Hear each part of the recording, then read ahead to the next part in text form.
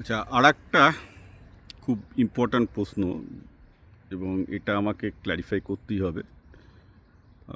সেটা হচ্ছে, একজন বলছেন যে যারা নরেন্দ্রপুর বা নবোদয়ের মতো হোস্টেলগুলোতে পড়ছে এবং রামকৃষ্ণ মিশন বা নবোদয় বা আলামিন মিশনে পড়ছে, হোস্টেলগুলোতে পড়ছে, তারা কি এই যুগে পিছিয়ে যাবে না? কারণ আপনি তো বলছেন যে এআইয়ের প্রো সিস্টেম এখন যে কোনো টিচারের থেকে ভালো। তো ধরুন একটা ছেলে বাড়িতে পড়াশোনা করছে, সে অবভিয়াসলি এআই সিস্টেমের সাথে সারাক্ষণ খেলা করার সুযোগ পাচ্ছে, কিন্তু হোস্টেলে তো ওরা কম্পিউটার অ্যাক্সেস বা ইয়ে ল্যাপটপের অ্যাক্সেস তো পায় না সবসময়।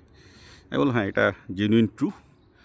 একটা ছেলে যদি ইন্টেলিজেন্ট হয়, সে যদি একটা এআই সিস্টেমের হেল্প পায়, সে যত তাড়াতাড়ি কুইকলি পিক আপ করবে, যত তাড়াতাড়ি শিখবে, অবভিয়াসলি সেক্ষেত্রে কিন্তু নবোদয় এবং রামকৃষ্ণ মিশনের ছেলেগুলো পিছিয়ে যাবে। বাই দ্য ওয়ে, রামকৃষ্ণ মিশনের ছেলেগুলো এমনিতেই পিছিয়ে যাচ্ছে, সেটা তো আপনি রেজাল্ট থেকেই বুঝতে পারছেন। কারণ অবভিয়াসলি এখন অনলাইনে এত ভালো রিসোর্স আসছে, যারা আজকে কেন জেই মেন্সে বা জেইতে পরপর 2 বছর পূর্ব বর্ধমান থেকে কেন প্রথম হলো, কেন নরেন্দ্রপুরে এত ভালো ছেলে থাকা সত্ত্বেও কেন ওখান থেকে প্রথম হচ্ছে না? কারণ এখন অনলাইন রিসোর্সের জন্য সবচেয়ে বেস্ট কোয়ালিটি জিনিস হচ্ছে online, not the human teacher.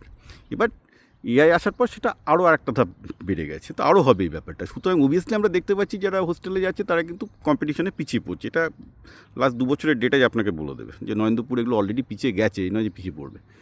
এবার সমস্যাটা হচ্ছে কি, আমি স্টিল নরেন্দ্রপুর বা নবোদয় একটা কারণে সাপোর্ট করি, কারণ ওখানে গেলে ছেলেরা একটি ফিজিক্যাল এক্সারসাইজ করার সুযোগটা পায়। সমস্যা কী হচ্ছে যে, এই যে ধরুন আমি বললাম যে আপনি পূর্ব বর্ধমানে মালদাতে যেখানে খুশি পড়ুন, বলতে তো পারি, কিন্তু আপনার ছেলে তো খেলাধুলা করার সুযোগ পাবে না। আর খেলাধুলা করার সুযোগ না পারলে তার ব্রেনের ডেভেলপমেন্ট হবে না।